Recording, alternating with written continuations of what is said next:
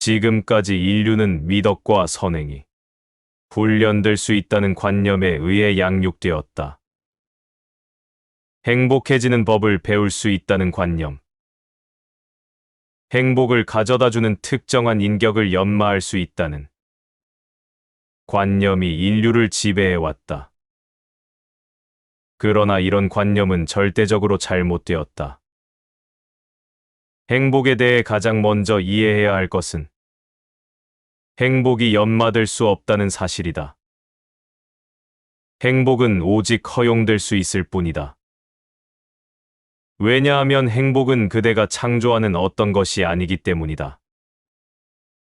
그대가 창조하는 것은 무엇이든지 그대 이상이 될 수 없다. 그림은 화가를 능가하지 못하며 시는 시인을 능가하지 못한다.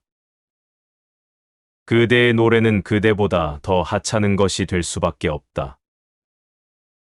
만일 그대가 행복을 연마한다 해도 그 배후에는 항상 어리석음과 무지, 혼란된 마음을 가진 그대가 있을 것이다. 카오틱한 마음으로는 코스모스를 창조할 수 없다. 그대는 은총을 창조할 수 없다. 은총은 항상 저 너머에서 온다. 그러나 우리는 야망을 가지고 목표를 달성하라는 말을 들어왔다. 우리의 마음은 야심가로 길들여졌다. 교육 제도와 종교, 문화의 모든 것이 기본적으로 이런 관념에 의존하고 있다. 그들은 인간은 야심을 가져야 하며 야심가만이 만족을 얻는다고 말한다. 그러나 야심가가 만족을 얻은 일은 여태껏 없었으며 앞으로도 없을 것이다. 그런데 인류는 어리석음과 무지에 빠진 나머지 이런 관념을 계속 신봉한다. 지금껏 야심가가 행복을 얻은 적은 없었다. 사실, 야심가는 세상에서 가장 불행하다. 그런데 우리는 아이들에게 야망을 가지라고 훈련시킨다. 정상에 올라라. 1등이 되라. 그러면 행복해질 것이다. 하지만 그대는 정상의 위치에 있으면서 행복한 사람을 본 적이 있는가? 알렉산더가 세상을 정복했을 때 행복했던가? 그는 지금까지 지구상에 존재했던 사람들 중에서 가장 불행한 사람 중에 하나였다. 그는 디오게네스의 행복을 보고 질투를 느꼈다. 거지를 질투한다고? 디오게네스는 거지였다.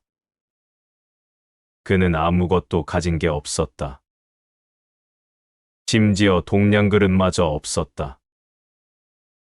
그래도 붓다는 동냥그릇과 옷세벌이 있었다. 그런데 디오게네스는 동냥그릇도 없이 완전히 벌거벗고 살았다. 그는 붓다나 마하비라와 똑같은 깨달은 사람이었다. 아마 마하비라 쪽에 더 가까웠을 것이다.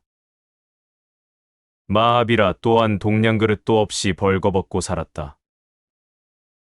그의 두 손이 곧 동냥그릇이었다.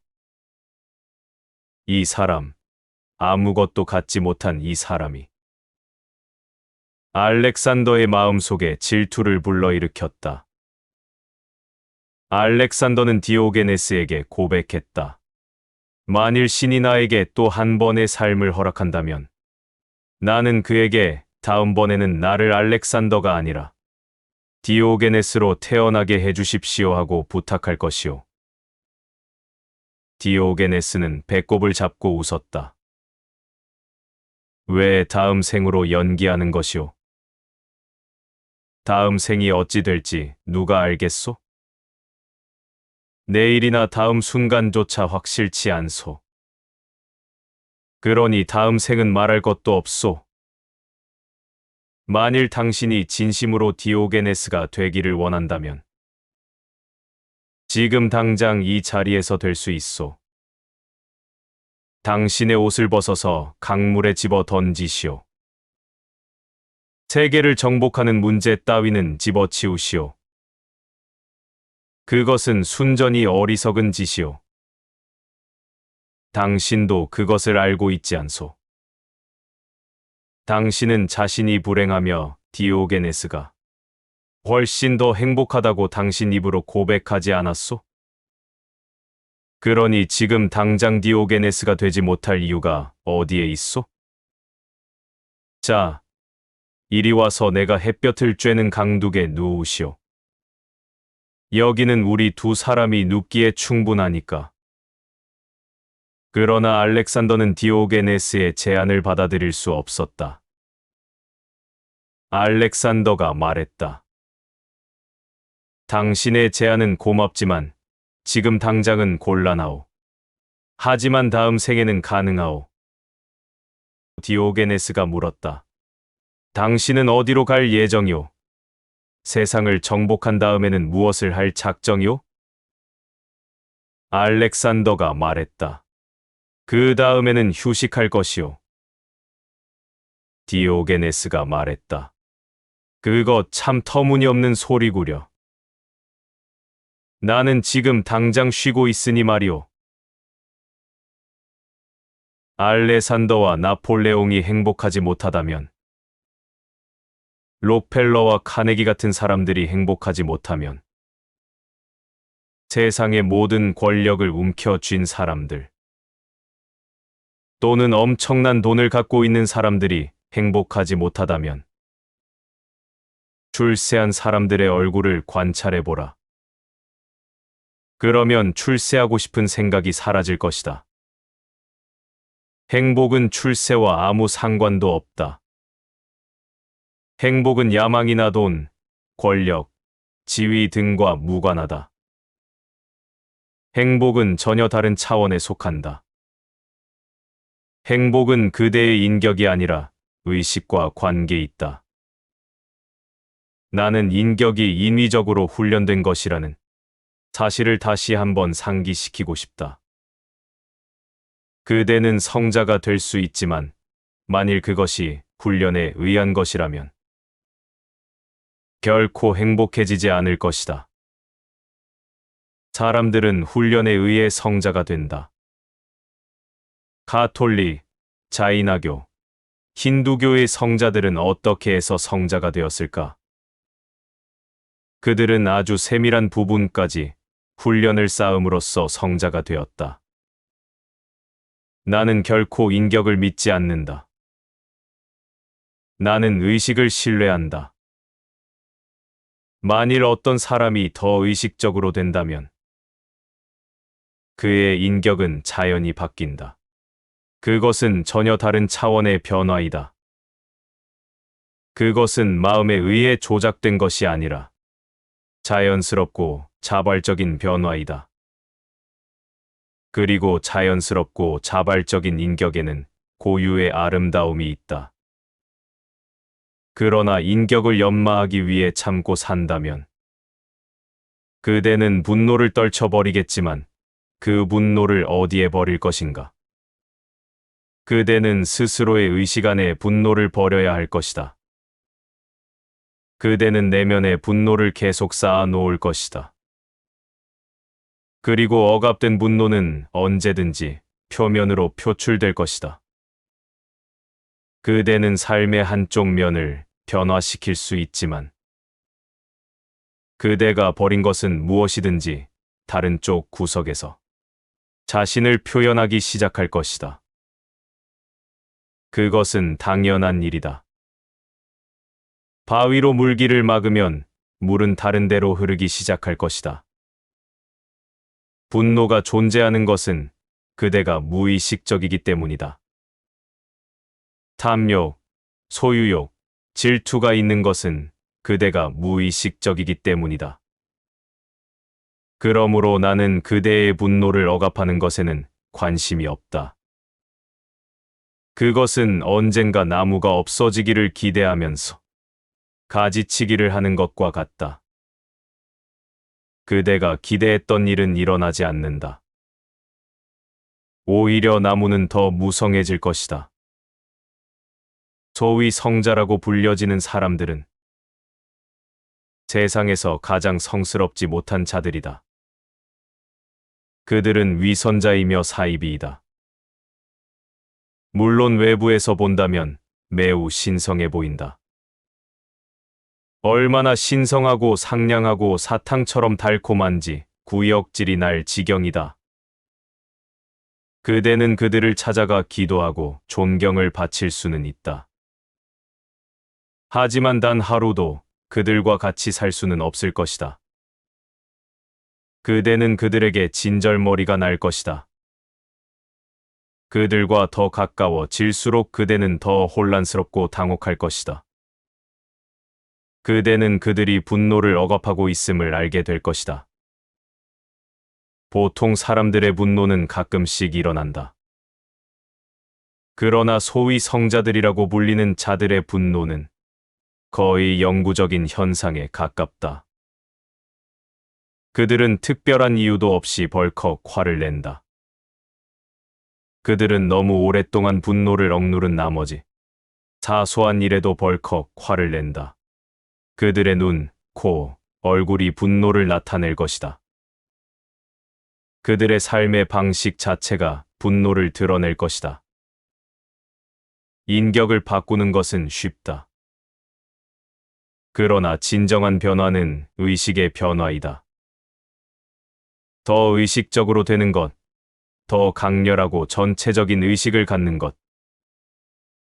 이것이 진정한 변화이다. 의식적이 되면 화를 내는 것이 불가능해진다. 탐욕과 질투, 야망이 불가능하다. 그런 방면에 소비되던 에너지가 해방된다. 그 에너지는 지복이 된다. 이제 지복은 외부에서 오는 것이 아니라 그대 내면의 중심에서 일어나는 것이다. 그대의 의식과 초월의 세계가 만나는 지점에서 진정한 행복, 즉 지복이 생겨난다. 그것은 순수한 행복이다. 지복은 죽음에 대해 아무것도 모르는 순수한 삶이다.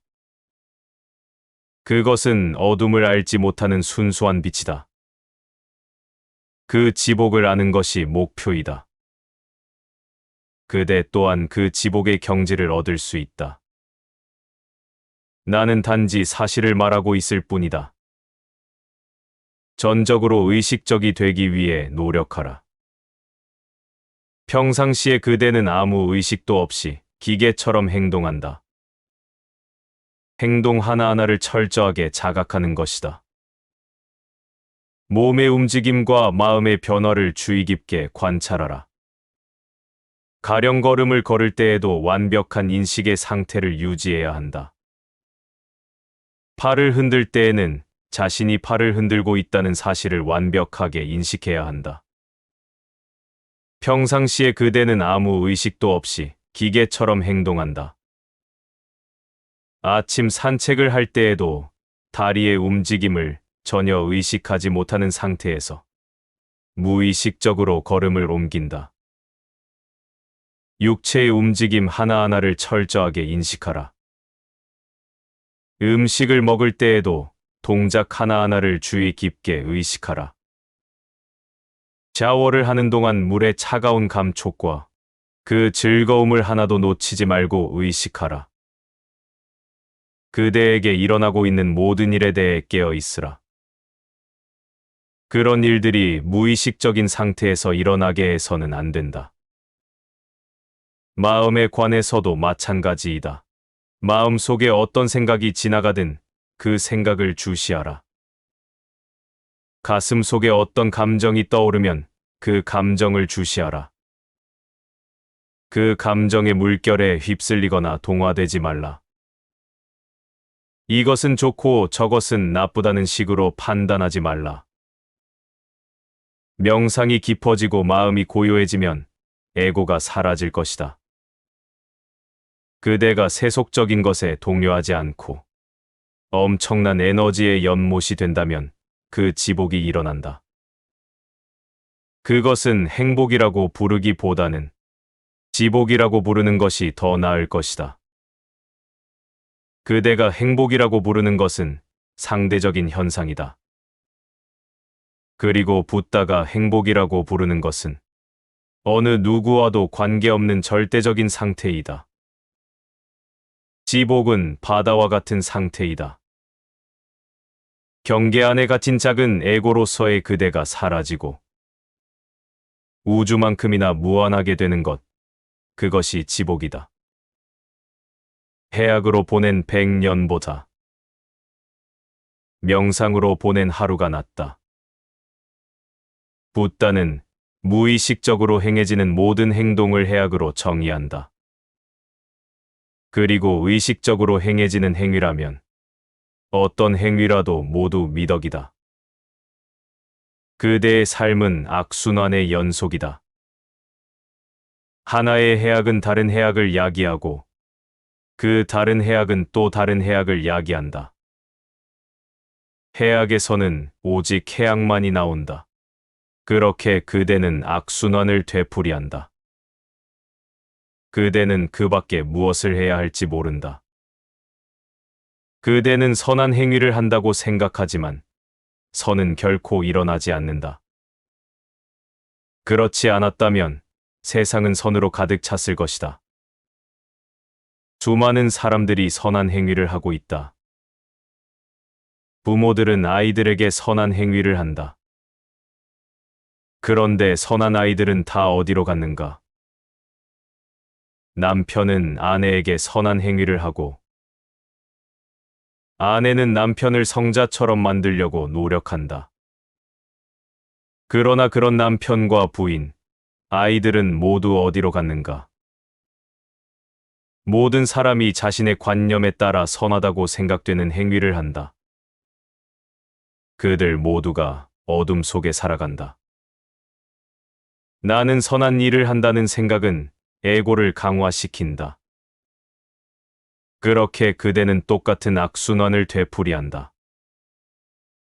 그대는 날마다 똑같은 일을 반복한다. 똑같은 분노, 욕심, 싸움, 말, 이유, 동기. 모든 게 똑같다. 이것이 성장의 방식인가? 이것이 의식적으로 될 수 있는 길인가? 이것이 그대의 본래 면목을 알 수 있는 방법이란 말인가? 그대는 이렇게 로봇처럼 기계적으로 똑같은 궤도를 달리면서도 지복을 얻게 되기를 기대하는가? 그런 희망은 아예 꿈도 꾸지 말라. 그대는 악순환을 되풀이할 뿐만 아니라 다른 사람들과 그들의 어리석음을 모방한다. 그대는 끊임없이 똑같은 일을 되풀이하고 누가 어떤 일을 하는지 사방을 두리번거린다. 그대는 내면에서 우러나오는 삶을 살지 못한다. 그대는 모방하기에 급급하다. 그대의 모든 관심은 자신을 전시하는 데 있다. 어떻게 하면 남들보다 더 훌륭하고 부유하게 보이느냐? 어떻게 하면 남들보다 더 지적으로 보이느냐 하는 것이 그대의 관심사이다. 사실, 비지성적인 사람만이 자신과 타인을 비교한다. 진정으로 지성적인 사람은 결코 비교하지 않는다. 왜냐하면 모든 개인은 저마다 독창적인 존재이므로 비교가 불가능하기 때문이다. 사람들은 단지 남에게 인상을 주기 위해 살아간다. 그들의 내면은 매우 빈곤하다. 열등감에 시달리는 사람만이 타인에게 깊은 인상을 남기려 하기 때문이다. 진실로 탁월한 사람은 결코 자신을 타인과 비교하지 않는다. 그는 자신이 비교할 수 없는 존재임을 안다. 그뿐만 아니라 타인들 또한 자신처럼 비교할 수 없는 존재임을 안다. 그는 우월하지도 열등하지도 않다. 이런 혁명의 비밀을 푸는 열쇠는 오직 더 주의 깊게 깨어 있는 것뿐이다. 더 주에 깊을수록 똑같은 궤도를 반복하는 횟수가 줄어든다. 더 주에 깊을 때 그대는 새로운 방식의 행동과 새로운 스타일의 삶을 발견한다. 더 주에 깊을수록 그대는 더 창조적이 된다. 그리고 오직 창조적인 사람만이 무엇이 행복인지 안다. 무엇을 창조하느냐는 중요하지 않다. 창조적이 되라. 그것은 시, 음악, 조각품 등 아무 것이나 될 수 있다. 그대만의 고유한 방식으로 작은 창조자가 될 수는 있다. 화가가 그림을 그리고 시인이 시를 쓸 때, 그 창조의 순간에 그들은 신과 하나가 된다. 그 순간에 그들은 신이 무엇인지 안다. 하지만 시인과 화가, 조각가는 그런 순간에 오래 머물지 못한다. 그들이 자신의 풍요함을 아는 것은 순간에 불과하다. 하지만 깨달은 사람은 24시간 내내 그런 경지에 산다. 해악으로 보낸 100년보다 명상으로 보낸 하루가 낫다. 순수한 사유마저 넘어서 모든 사유가 멈춘 상태가 디아나이다. 디아나에 들었을 때 그대는 철저하게 의식적이다. 하지만 그대의 의식에는 아무 내용도 없다. 단 하루만으로도 충분하다. 하루 동안만 디아나의 상태를 유지할 수 있다면 붓다가 되기에 충분하다. 그러나 하루 동안 디아나를 유지하는 것은 대단히 어렵다. 마압이라는 48분만 무심의 상태를 지속할 수 있다면 깨달음을 얻기에 충분하다고 말했다. 내가 계산한 바도 그와 정확하게 일치한다. 그러나 보통의 마음은 단 1분도 비어 있을 수 없다.